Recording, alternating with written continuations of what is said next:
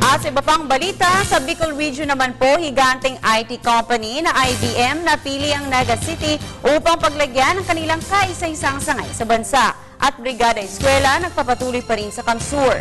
Yan ang mga balitang hatid ni Grace Rifalma Simando ng Radyo ng Bayan Naga. Magandang hapon sa iyo, Grace.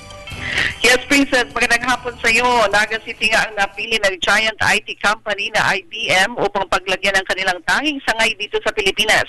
Bagamat plano ng IBM na ituloy-tuloy ngayong 2013 ang expansion sa Pilipinas, Naga City ang kanilang priority sa paniniwalang ito ang tinaguriang New Wave City in the Philippines.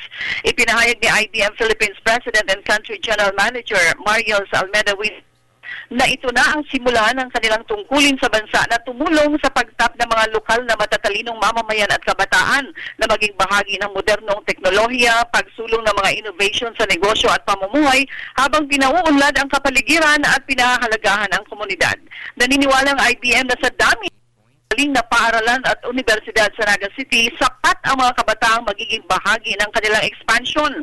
Nais ng IBM na isang global career opportunity ang maibigay sa mga kabataan nang sa gayon ay makasabay sila sa maraming blessings at pagkakataong hatid ng teknolohiya.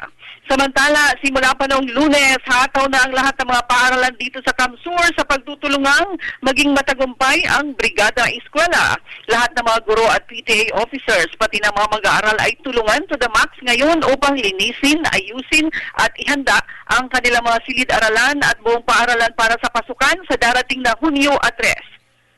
Dahil sa Brigada Eskwela, natutuklasan ang mga nakawan na nagaganap sa mga paaralan, nakikita kung ano ang mga nawawala at agad ng mga napagpaplanuhan kung paanong mapapalitan para sa mas ikagaganda pa ng kalagayan ng mga mag-aaral. Radyo ng Bayan Naga, Grace Rifalma Simando para sa Telebisyon ng Bayan.